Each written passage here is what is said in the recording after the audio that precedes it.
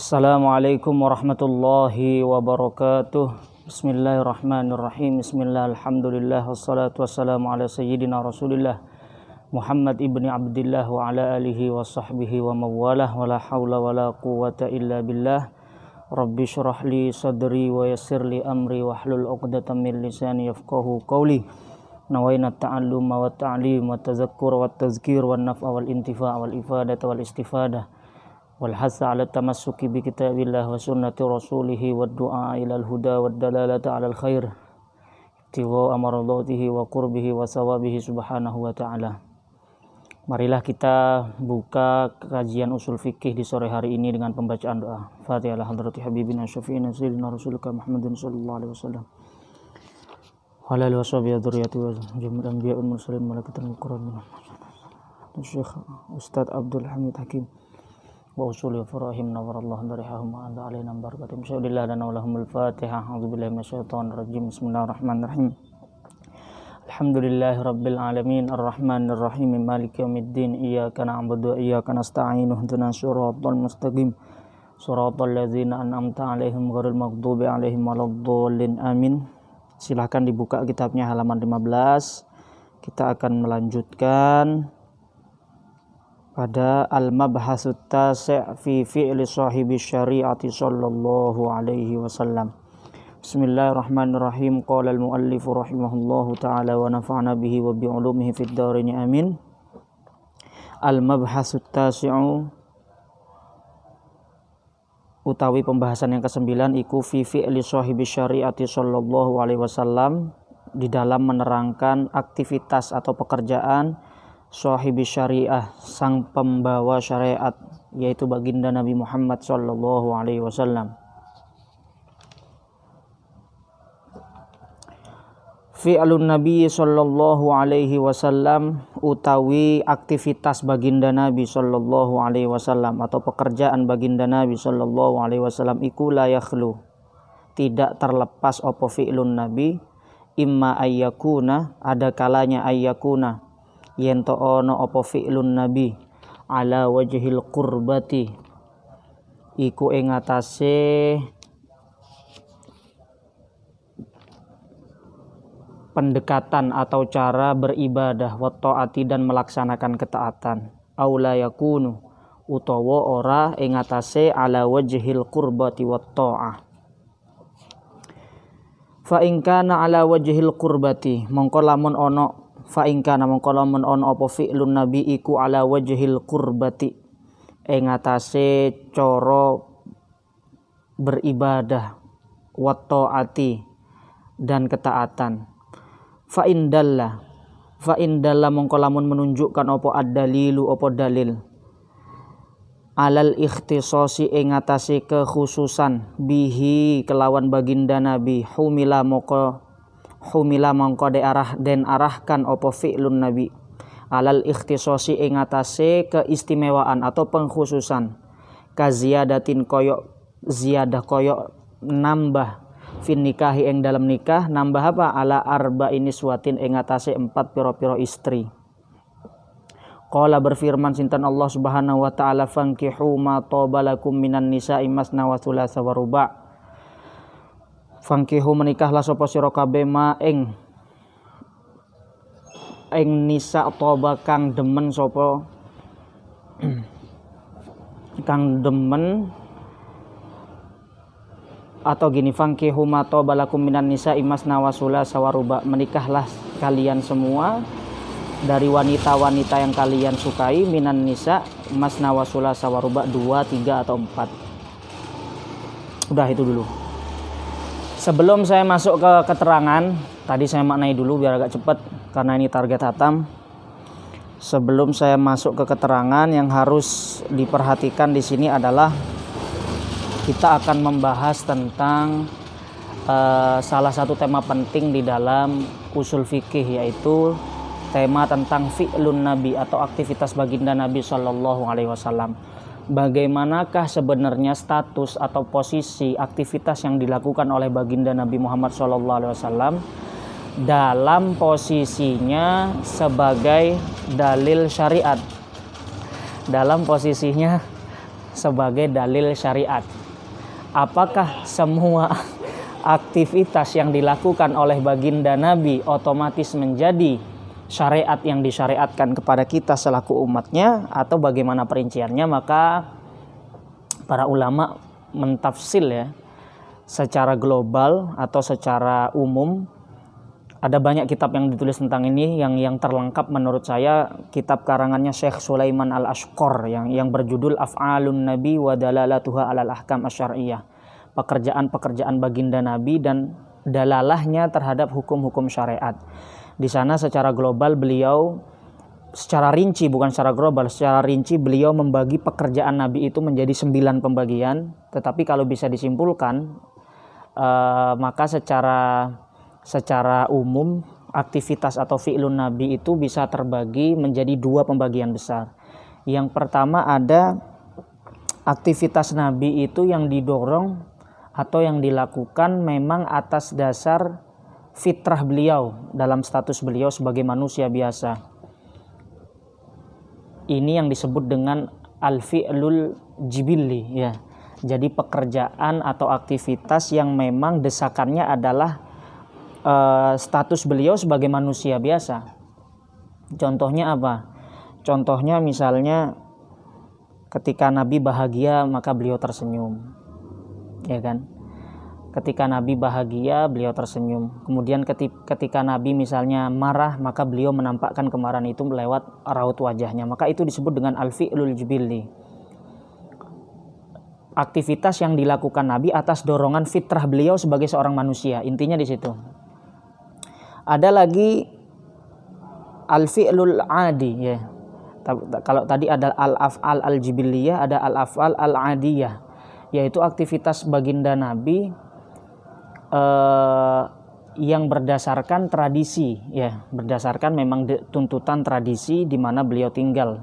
Karena beliau terlahir di Arab, hidup di Arab, maka tentu beberapa aktivitas tersebut didorong oleh status Nabi sebagai orang yang mengikuti tradisi atau budaya di saat beliau Shallallahu Alaihi Wasallam masih hidup. Maka misalnya ketika baginda Nabi menggunakan pakaian dengan model tertentu, pakaian komis misalnya dengan model tertentu, terbuat dari kain tertentu, maka itu adalah aktivitas yang dilakukan baginda Nabi atas dorongan, bukan dorongan ya, dalam status beliau sebagai seseorang yang memiliki tradisi. Nah, kemudian beliau misalnya memakan kurma, ya, menggunakan pakaian jenis tertentu. Kemudian baginda Nabi misalnya menaiki kendaraan menggunakan unta. Nah, itu kan hal-hal yang kaitannya erat dengan al-af'al al-adiyah, yaitu pekerjaan atau aktivitas yang dilakukan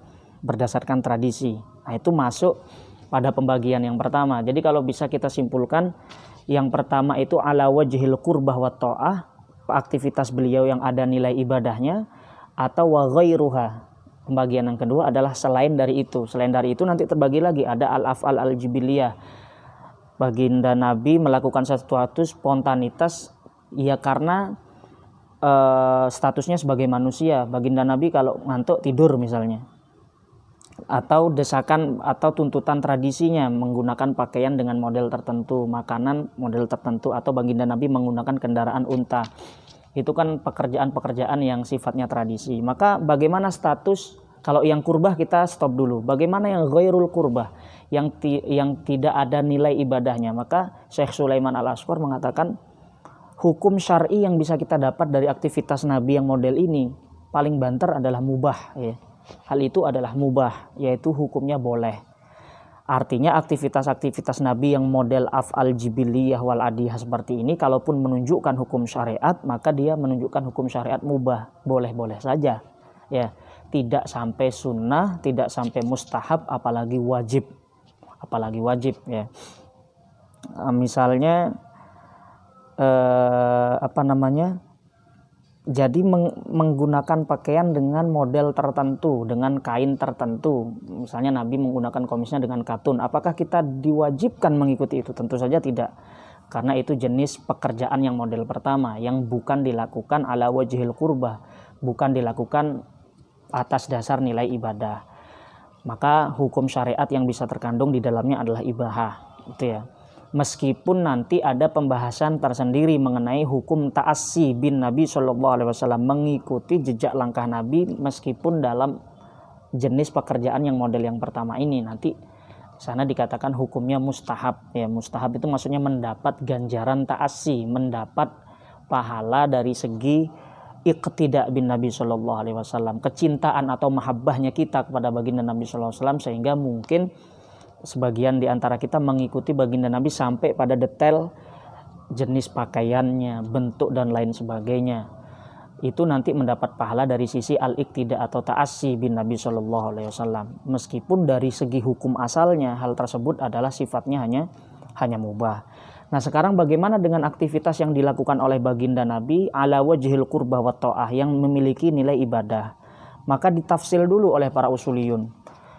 Kalau ada dalil yang menunjukkan bahwa aktivitas itu adalah ikhtisos, yaitu pekerjaan yang hanya dilakukan khusus, hanya boleh dilakukan oleh baginda Nabi SAW, maka hukum itu hanya khusus berlaku kepada baginda Nabi dan tidak boleh diterapkan bagi kita umatnya, sebab itu bukan syariat bagi kita. Kalau tidak ada dalil yang menunjukkan bahwa aktivitas yang jenis kurbah atau to'ah ini adalah ikhtisos bin Nabi, kekhususan untuk baginda Nabi, baru itu nanti merupakan syariat bagi kita semua. Contohnya apa? Pekerjaan yang ada dalilnya bahwa itu ikhtisos, bernilai ibadah, wajhil kurbah, dan ada dalilnya bahwa itu adalah ikhtisos, hanya khusus untuk Nabi. Contohnya adalah menikah lebih dari 4 orang istri. Apakah kita sebagai umatnya otomatis disyariatkan untuk melakukan itu? Ternyata tidak. Kenapa? Karena terdapat dalil bahwa menikah lebih dari 4 itu adalah ikhtisos, kekhususan yang hanya boleh dilakukan oleh baginda Nabi SAW. Apa dalilnya? Wa an ibni Umar qala aslama Ghailan wa tahtahu 10 niswatin fil jahiliyah. Ada sahabat, ini hadis diriwayatkan oleh Ibnu Umar, Abdullah bin Umar radhiyallahu anhuma. Ada sahabat bernama Ghailan bin Salmah Ats-Tsaqafi, ya. Salah satu sahabat yang masuk Islam pada tahun ke-8 Hijriah. Beliau aslama, masuk Islam, sapa Ghailan, sahabat Ghailan, wa tahtahu 10 niswatin, wa tahtahu lan ikut ing dalem di bawah pengawasane Ghailan 10 niswatin utawi 10 pira-pira perempuan fil jahiliyati ing dalam masa jahiliyah. Ketika dulu masih di zaman jahiliyah, Ghailan ini sudah memiliki 10 orang istri. Kemudian beliau masuk Islam. Fa aslamna ma'ahu, fa aslamna mongko masuk Islam sapa 10 niswah, ke 10 istri dari Ghailan itu, ma'ahu ing dalam sertane Ghailan. Ketika beliau masuk ke Islam, istrinya yang jumlahnya 10 itu ikut juga masuk Islam. Qala fa'amarahu, maka apa yang dilakukan oleh baginda Nabi SAW? Fa'amarahu maka memerintahhu ing Ghailan sallallahu alaihi wasallam, sinten baginda Nabi sallallahu alaihi wasallam memerintah apa? Ayakhtaro ing yento memilih sapa Ghailan minhunna saking 10 niswatin arba'an ing 4 orang istri. Rawa meriwayatkan hu ing hadal hadis Imam Ahmad wa Ibnu Majah wa Tirmidzi. Nah, ini dalilnya, ya. Dalilnya bahwa seandainya beristri lebih dari 4 itu adalah syariat untuk umatnya, yang diperbolehkan untuk umatnya, maka tentu saja ketika Ghailan dan istrinya yang berjumlah 10 itu masuk Islam, tentu Ghailan disuruh memilih 9, tapi faktanya tidak, ya. Ghailan disuruh memilih hanya 4. Amsik arba'an, kata baginda Nabi, amsik arba'an, pertahankan yang 4, wa farik sairohunna, kemudian sisanya kamu pisahkan. Maksudnya adalah dicerai, ya, karena statusnya sudah bukan istri yang sah, karena batas maksimal hanya 4. Ini merupakan dalil bahwa aktivitas Nabi yang berupa menikah lebih dari 4 itu adalah ikhtisos, keistimewaan, dan masih banyak contoh-contoh yang lain. Artinya contoh lain, misalnya puasa wisol. Nabi itu kalau puasa itu wisol, ya. Wisol itu bagaimana? Kalau kita kan puasa dari terbitnya fajar sampai terbenam matahari, buka, ya, maka di situ kita berbuka. Kalau Nabi terus lanjut, itu namanya puasa wisol. Boleh nggak kita umat Islam melaksanakan puasa wisol macam seperti itu? Nggak boleh, ya, tidak boleh. Kita harus berbuka puasa. Makanya disunahkan ta'jilul iftar, bergegas menjalankan buka puasa. Kenapa baginda Nabi boleh? Kata baginda Nabi, lastu kahayatikum, aku tidak sama seperti kalian. Ya, ini artinya apa? Puasa model wisol ini hanya disyariatkan khusus untuk baginda Nabi SAW yang tidak diperkenankan untuk dilakukan kepada umatnya. Nah itu ya, jadi tidak semua aktivitas baginda Nabi yang nilainya ibadah bisa dilakukan oleh umatnya, tetapi harus diperinci dulu. Adakah dalil yang menunjukkan bahwa itu kekhususan bagi beliau? Fa'illam yadulla dalil, fa'illam yadulla mongkot lamun tidak menunjukkan apa ad-dalilu dalil alal ikhtisasi ing atase kekhususan bihi kelawan baginda Nabi, mongko la yakhtassu maka tidak terkhusus opo fi'lun nabi bihi kelawan baginda Nabi, bal tetapi tusyarikuhu fihi ummatu, tusyariku syaraka yusyariku tusyariku ikut sertahu ing fi'lun nabi fihi ing dalam fi'lun nabi sapa ummatuhu umate baginda Nabi sallallahu alaihi wasallam. Qala ta'ala berfirman sinten Allah, laqad kana lakum fi rasulillahi uswatun hasanah. Laqad kana temen ono lakum maring sira fi rasulillah di dalam sosok baginda Nabi, ya ikut tetep yang dalam sosok baginda Nabi uswatun hasanah utawi teladan yang bagus. Maka ketika tidak ada dalil bahwa itu kekhususan bagi Nabi, maka kita sebagai umatnya bisa ikut serta untuk mengamalkannya. Itu adalah syariat yang disyariatkan bagi kita selaku umatnya. Walidzalika, oleh karena itu qalu para usuliyun berkata al aslu fi af'alin nabi sallallahu alaihi wasallam al iqtida. Al aslu utawi prinsip asal fi af'alin nabi sallallahu alaihi wasallam ing dalam piro-piro aktivitas pekerjaan Nabi sallallahu alaihi wasallam iku al iqtida'u, ya. Al iqtida'u bisa diikuti. Illa kecuali ma sesuatu dalakang menunjukkan opo ad-dalilu dalil alal ikhtisasi ing atase kekhususan bihi kelawan baginda Nabi sallallahu alaihi wasallam, ya. Jadi kesimpulannya adalah secara garis besar, secara global fi'lun Nabi atau aktivitas Nabi itu terbagi dua. Yang pertama ala wajhil qurbah wa ta'ah, yang pekerjaan itu bernilai pahala atau ada nilai esensi ibadahnya. Maka dicari dulu adakah dalil yang menunjukkan bahwa itu kekhususan. Kalau tidak ada, maka itu umum untuk umatnya juga, ya. Bahkan prinsip asalnya adalah af'alun nabi itu al-iqtida, bisa diikuti kecuali yang ada dalil bahwa itu kekhususan bagi beliau. Jenis yang kedua adalah selain wajhil qurbah wa ta'ah, ya, yang tidak bernilai ibadah. Tadi sudah saya jelaskan ada al-fi'lul jibilli, al-af'al al-jibiliyah, pekerjaan yang sifatnya natural sebagaimana yang dilakukan beliau selaku sosok manusia. Maka itu bagaimana? Paling banter kata para usuliyun hukumnya hanya ibahah, kecuali dalam hal-hal yang mungkin diniati at-ta'assi bin Nabi sallallahu alaihi wasallam. Jadi yang ingin saya sampaikan di sini adalah bahwa cara pandang usuliyun ketika membahas tentang af'alun Nabi ini adalah cara pandang yang proporsional. Artinya umat Islam, para usuliyun mengajarkan bahwa bagaimana sekiranya agar umat Islam ini memandang sosok baginda Nabi sallallahu alaihi wasallam proporsional. Artinya innama ana basyarun mithlukum yuha ilayya. Nabi itu adalah basyarun mithlukum, manusia mithlukum seperti kalian. Tetapi enggak berhenti sampai di situ, yuha ilayya. Tetapi Nabi adalah sosok manusia yang diberi keistimewaan oleh Allah, yaitu apa? Diberi wahyu oleh Allah, diberi syariat, diberi keistimewaan. Oleh karena itu, ya, baginda Nabi sallallahu alaihi wasallam itu dikatakan basyarun la kal basyar lakinnahu kaliyaquti bainal hajar, ya. Baginda Nabi itu memang manusia seperti kita, tetapi bukan manusia biasa. Kalau diibaratkan jenis batu itu, baginda Nabi itu seperti umpamanya batu yakut atau permata, ya, di antara batu-batu yang ada, ya. Jangan sampai berhenti sampai di kalimat basyarun, innama ana basyarun mislukum. Baginda Nabi itu kan manusia juga, manusia seperti kita. Jangan terjebak dengan pola berpikir seperti itu. Tapi jangan juga terjebak pada pola pikir yang yuha ilayya, yang sisi ikhtisos saja, sehingga yang terjadi apa? Yang terjadi adalah mengkultuskan sosok Nabi sebagaimana yang terjadi pada umat terdahulu. Artinya Islam mengajak kita seimbang. Baginda Nabi itu adalah memiliki sisi-sisi kemanusiaan, tapi beliau juga memiliki sisi-sisi keistimewaan. Ya, Allahumma sholli ala sayyidina Muhammad wa ala ali sayyidina Muhammad.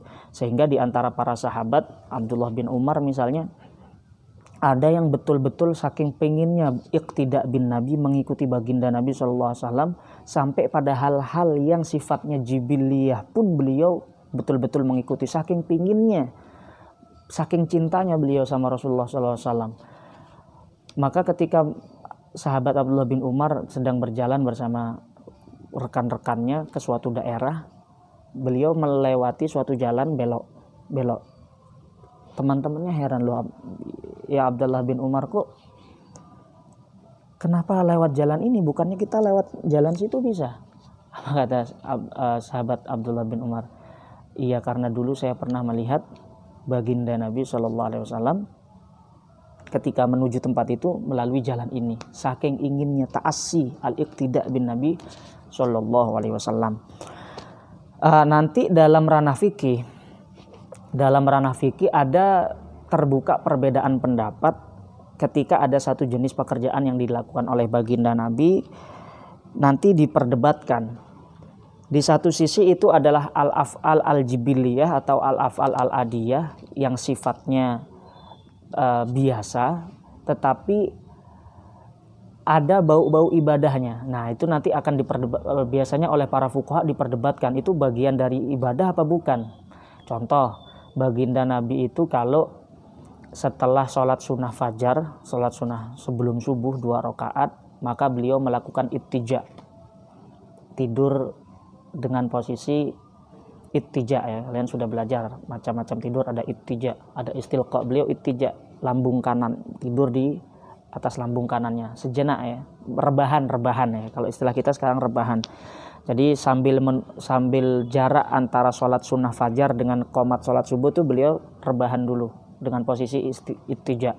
Maka nanti para fuqaha berdebat, ini sebenarnya statusnya ini adalah fi'lu ala wajhil qurbah atau bukan.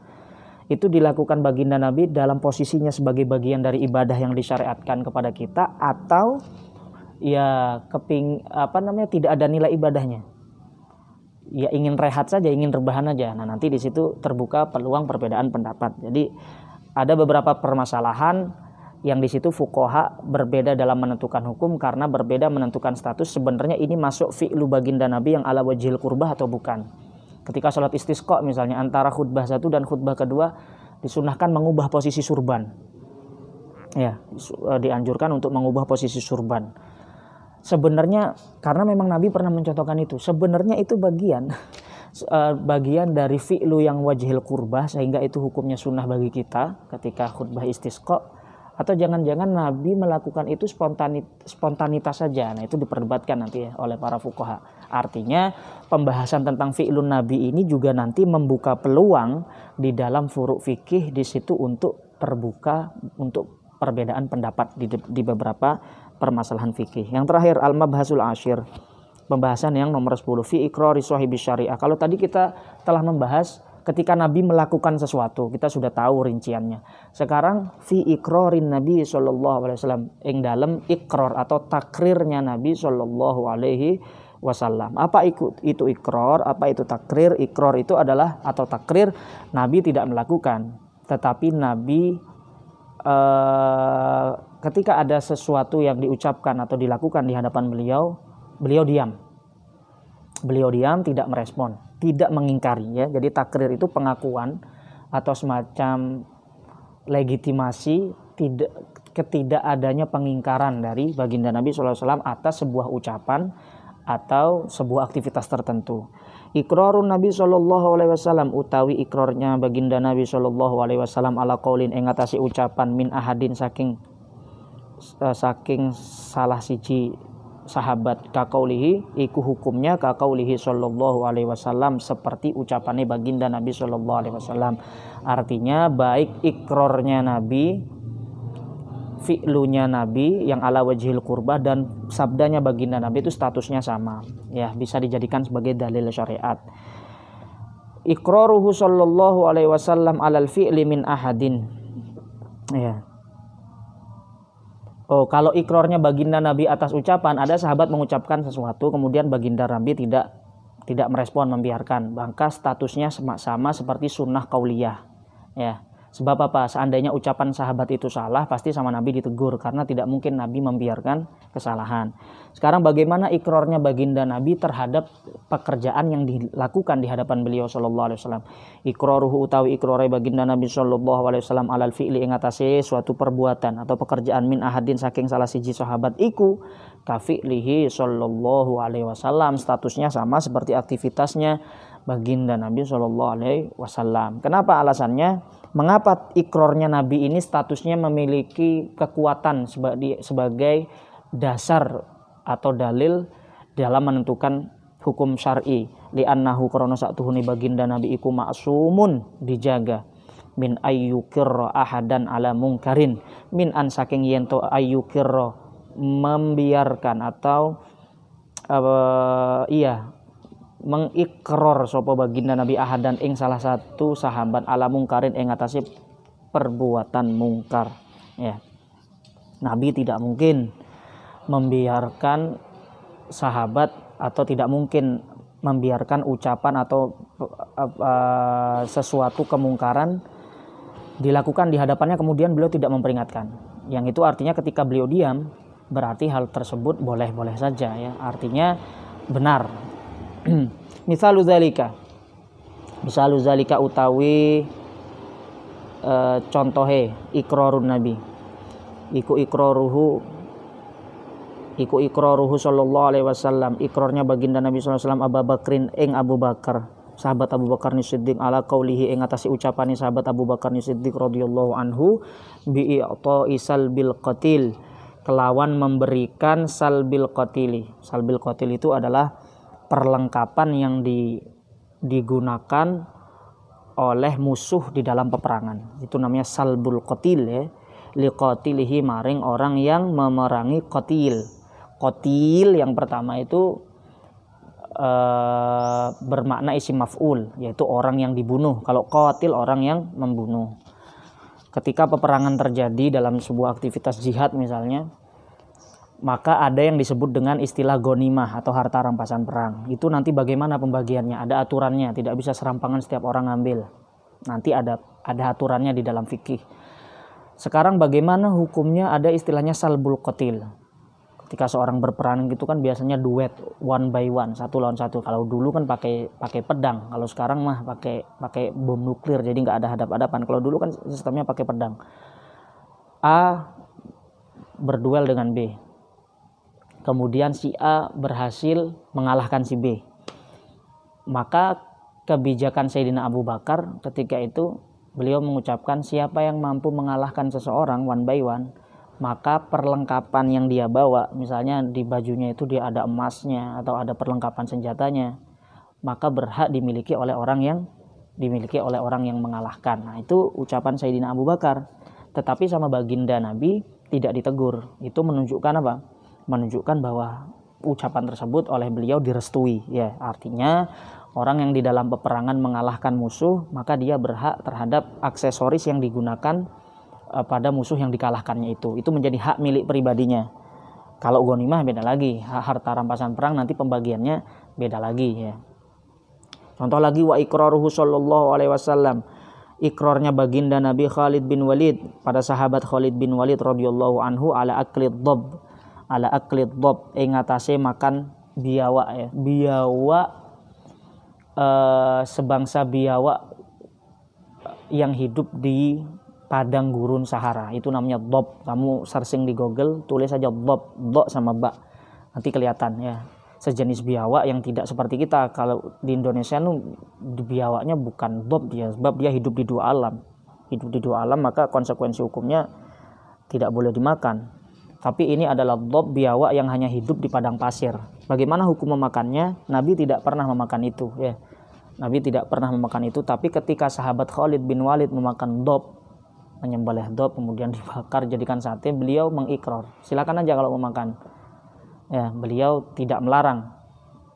Kenapa Nabi tidak makan? Ya banyak kemungkinan, bisa jadi karena Nabi nggak selera kepada menunya, ya. Ini artinya apa yang tidak dilakukan oleh Nabi tidak serta-merta dihukumi haram, karena bisa jadi Nabi meninggalkan itu karena penyebab lain. Ya karena Nabi nggak selera aja dengan menu itu gitu kan. Buktinya apa? Buktinya Nabi membiarkan sahabat Khalid bin Walid memakan makanan dhab ya. Sekarang bagaimana kalau sebuah ucapan atau sebuah perbuatan itu tidak dilakukan di hadapan baginda Nabi, tetapi dilakukan di tempat lain? Artinya baginda Nabi tidak ada saat itu, saat ucapan itu diucapkan atau aktivitas itu dilakukan. Tetapi baginda Nabi mendengarkan kabar itu, dan ketika mendengarnya baginda Nabi diam, maka statusnya juga sama. Wa mafu'ila, wa malat utawi sesuatu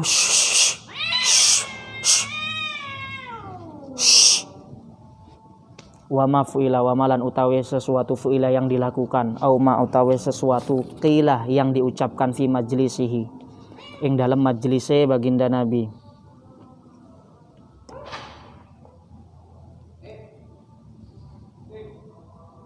Oh salah, wa mafu'ila sesuatu yang dilakukan atau sesuatu yang diucapkan fi ghairi majlisihi di dalam sakliyane majlise baginda Nabi. Wa alima dan mengetahui sapa baginda Nabi bihi kelawan ma.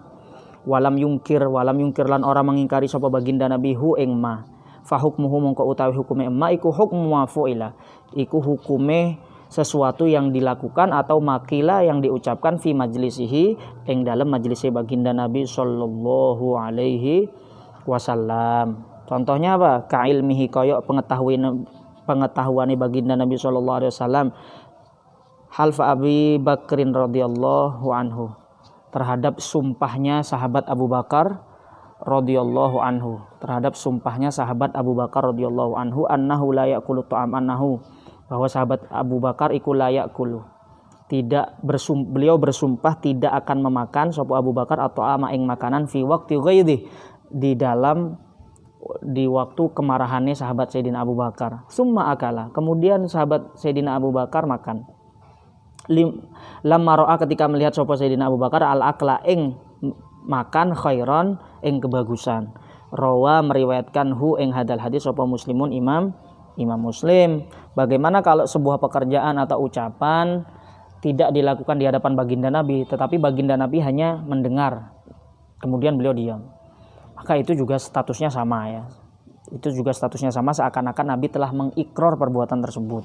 Contohnya apa? Dulu sahabat Sayyidina Abu Bakar Siddiq, kita tahu di dalam Islam ada yang disebut dengan yamin, yaitu sumpah ya. Kita kalau sumpah kemudian melanggar sumpah, maka ada kafaratnya. Kafaratnya memberi makan 10 orang miskin, kalau tidak mampu maka puasa 3 hari ya. Maka Sayyidina Abu Bakar pernah ketika marah, ada tamu, kemudian beliau memberikan hidangan. Tamu itu diberikan hidangan. Di sisi lain Sayyidina Abu Bakar tidak makan bersama tamu itu. Ya, karena lebih memilih makan bersama baginda Nabi SAW. Ketika itu yang melayani tamu adalah salah satu putranya Abu Bakar Siddiq. Maka kemudian ketika sahabat Abu Bakar melihat masuk ke dalam rumah, loh kok belum dimakan hidangan yang saya berikan. Maka kemudian putra Abu Bakar mengatakan, mereka tidak mau makan kecuali bersama engkau wahai Abah. Maka Abu Bakar seketika emosi dan marah, kemudian beliau bersumpah, demi Allah saya nggak akan makan. Demi Allah saya nggak akan makan. Maka itu sudah masuk hines atau sumpah ya. Hines itu melanggar sumpah. Jadi ada istilah al-halaf, ada istilah hinsu. Hinsu itu melanggar sumpah. Maka Sayyidina Abu Bakar bersumpah, demi Allah saya nggak akan makan. Tapi setelah dipikir-pikir, sumpah itu nggak bagus ya. Akhirnya beliau ikut makan. Berarti beliau telah melanggar sumpah. Maka hukumnya bagaimana? Ya, hukumnya bagaimana? Hukum melanggar sumpah, karena di dalam melanggar sumpah itu ada kebaikan. Meninggalkan makan kan nggak bagus. Sumpah biar nggak makan, berarti kan meninggalkan makan kan bukan sikap yang bagus. Sehingga di dalam aktivitas melanggar sumpah itu ada kebaikan. Maka atas dasar ini para fuqaha mengatakan disunnahkan untuk melanggar sumpah ketika di dalam aktivitas kita melanggar sumpah itu terdapat kebaikan. Buktinya apa? Baginda Nabi mengikrar Abu Bakar Siddiq yang melakukan hal tersebut. Sahabat Abu Bakar bersumpah untuk tidak makan, tapi kemudian beberapa menit setelahnya beliau makan. Ya, fayustafat, mongko diambil faedah minhu saking hadal hadis opo jawazul hinsi,